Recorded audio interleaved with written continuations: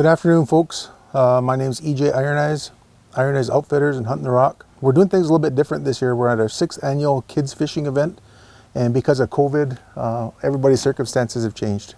So what we're going to do is we're going to do a video teaching kids how to tie knots. You can find us at Facebook and on our YouTube. That'll show you the basics of how we're going to do knots. I'll show you basic rigs, what those rigs are used for, fishing from shore. We got these tackle boxes. I'll go over the contents of this. I'd like to recognize our sponsors: Standing Rock Game and Fish, Standing Rock Community Development Corps, Starry and Bank, Ace Towing, Muscatel Automotive, Moritz Sport Marine with Ranger Boats, and Cedric Thiel, and Corey Hunt Construction. Because of all these people, we're able to assemble these tackle boxes and get them out to kids in the community, teach them how to fish. Our goal is to make a generation of fishermen coming up to teach their kids, and it's a good family activity, just being in the outdoors. If there's anything we got down here, it's a lot of outdoors. So with that, we'll go right into tying a knot. The knot that we use just about all of the time, this represents the hook, this is the line, and what we're doing is we're threading through the eye. You take the tag end you threaded, you wrap it 5 or 6 times, and then back through the bottom. And this is a good knot for monofilament line, because monofilament stretches, and then when it cinches down on itself, when I get to cinch down, it cinches down and it'll actually stretch and grip itself like so. So it's a pretty secure knot. So if you remember that knot, that's all you'll need to tie hooks on, to tie the floating jigs on, anything that's in the tackle box. So just remember that knot. That's going to be key to everything that you're doing, is this knot right here.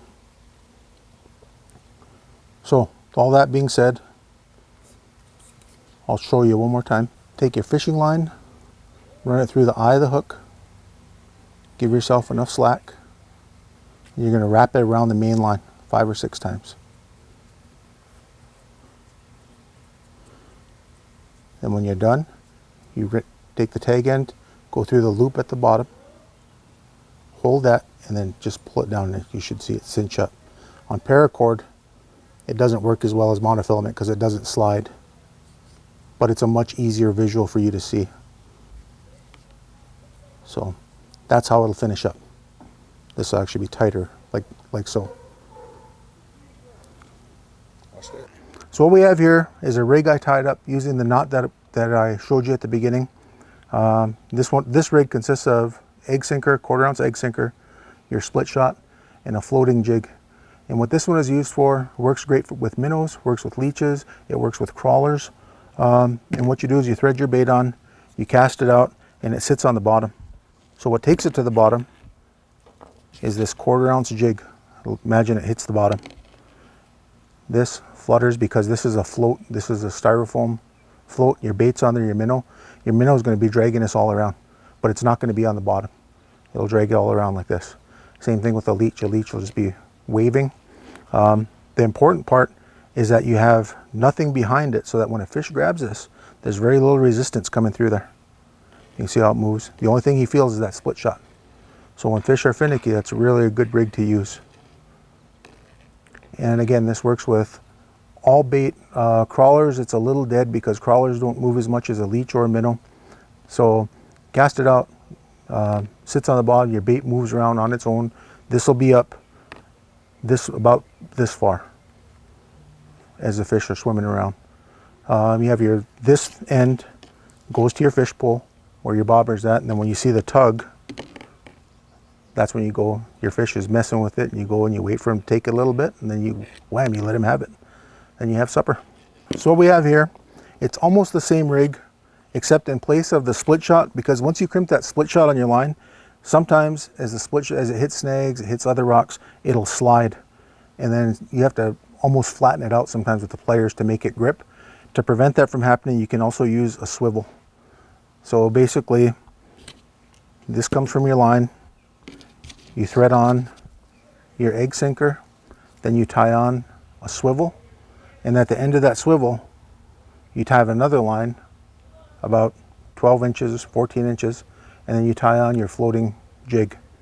Essentially it's the exact same rig as the last one. It's just in place of a split shot, now you have a swivel that won't go any place, it won't slide around, and there's a little bit less resistance when a fish picks it up. So imagine a fish is picking this up, starting to swim away. When fish will release it when they feel a resistance, when they feel any type of tug, generally they drop it. And with this, there's so little resistance because all it's moving is that swivel, moves back and forth. And again, your bait's up here all lively doing its thing, and then you make it happen.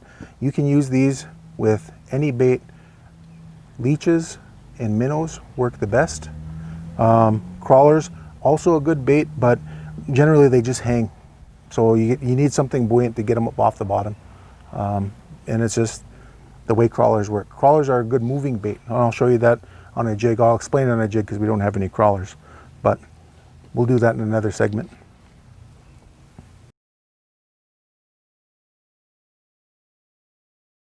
This rig is similar to the others, except we're using the bear hooks that are in there and your pill float and a bead.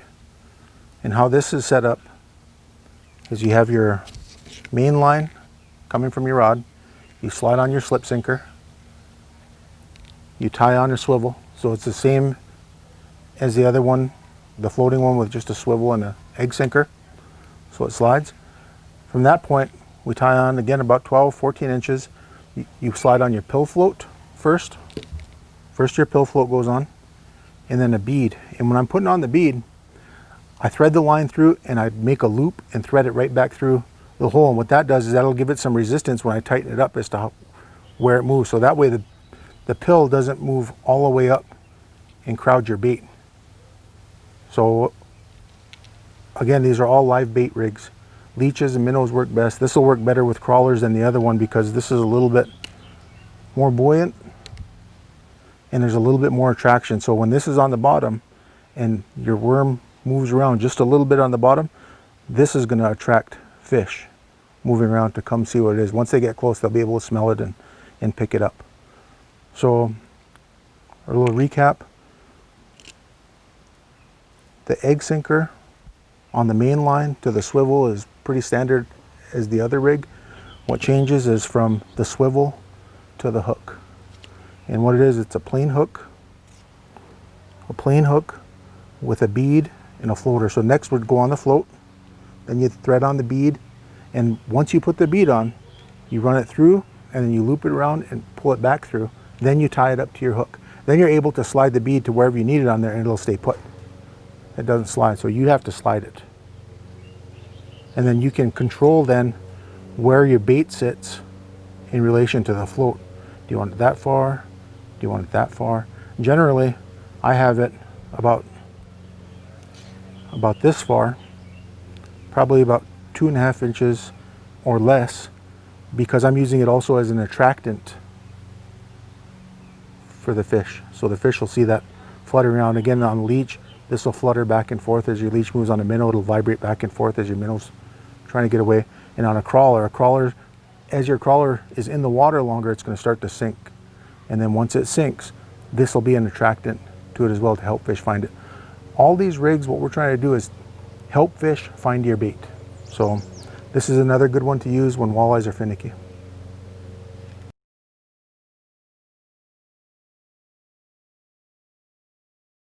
Here's another rig. This represents coming from your main line. You thread on your 1/4 ounce egg sinker. I used a split shot this time because it's adjustable. Then it goes to a bead and then no float, just a plain hook. A lot of times this will work when fish see everything else and you throw something out there that's back to the basics. Rigs like this really work. And the red bead becomes more of an attractant than an aid to the presentation. Primarily, like I said, all live bait rigs. With any of the rigs I've just showed you, you can't use any of your plastic baits that are in here because they won't do anything. Once you cast it out, it just lays there. The bait needs to be alive to move around, whether it's a leech, a minnow, or a crawler.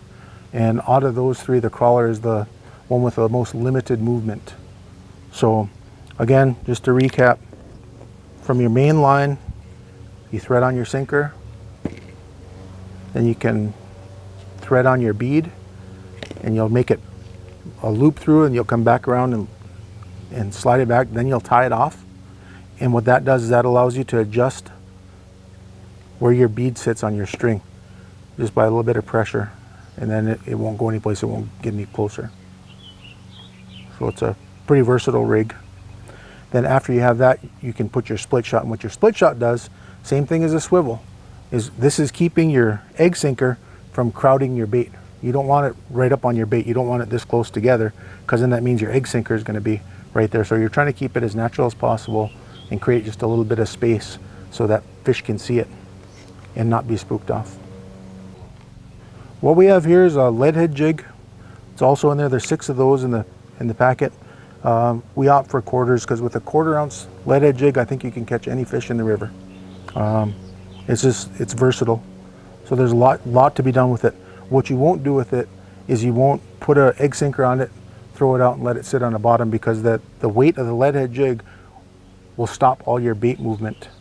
So your bait will at best be able to do this, not much of an attractant. This is a moving bait. So what you're gonna do is you're gonna pitch this out, hop it back, and it'll hop back in steps. Like so, or you cast it out, count it down to wherever and reel it back slow, trying to stay somewhere close to the bottom, anywhere from bottom to 18 inches up, and that's generally where active fish will find it, especially in the areas where we're fishing down here in Fort Yates and Mobridge. You can use a plastic bait on this, a little grub, and what you'll do is you'll thread that on with a tail towards the head, bring it through, and then slide it up on the collar. So pretty versatile rig. You can use this. You can head hook a minnow on here. If you envision this as a minnow, that hole represents his mouth. You just slide it on, and then you come in behind his eyes, out the top of his head, and then when you cast it out, then you'll be pulling a minnow. When you're fishing this with a crawler is the same thing. So you take your bait and you thread it on half the crawler or 1/4 of the crawler, depending on the size, and you come down about so far and you break it off with your thumbnail, because you don't want a big trailer on it, because that's what the fish will grab first and you'll get robbed every time, especially when there's perch in the area. So you try and shorten that up a little bit so it tends to get the whole rig in its mouth. You can also use this with leeches. If this is a leech, and you imagine they always curve, a leech is curved, you take the flat part and he'll almost always suck onto your thumbnail, and you run this through the back of him and real tight.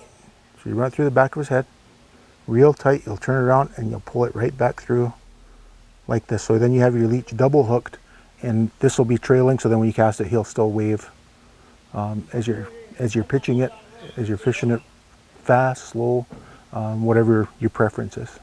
Lead head jig, I think with this rig, you can catch fish in any lake, any river in North America. All depends on how you fish it. It's that versatile. Quick run through on the tackle box. Again, thanks to all our sponsors. We have a stringer, because I know you're going to catch fish using this stuff. We have various pieces of rubber bait. Again, these are used with your lead head jigs only. You have floating jigs. You have pill floats. We have plain hooks. And you don't have to use anything. You can just throw out a plain hook with bait on it if that's your preference. That works too. Generally the attractors work a little, helps the fish find it, but this is also a deadly rig. I mean, it's been around forever for a reason. On this side we have 3/8 ounce egg sinkers. We have some 1/4 ounce egg sinkers, split shot, swivels and beads. And I showed you how those are used. And then the lead head jigs. And again, this is a moving presentation. This one has to be active for it to work.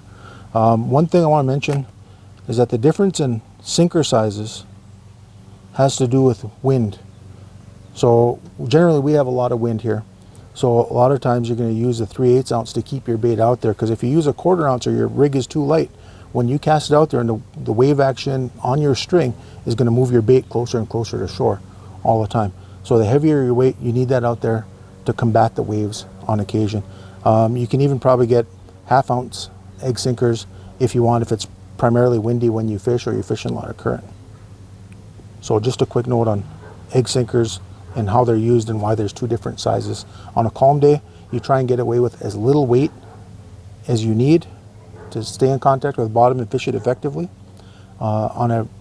Days are not always perfect. We deal with wind a lot, and then you'd switch to a heavier presentation to keep it anchored in place.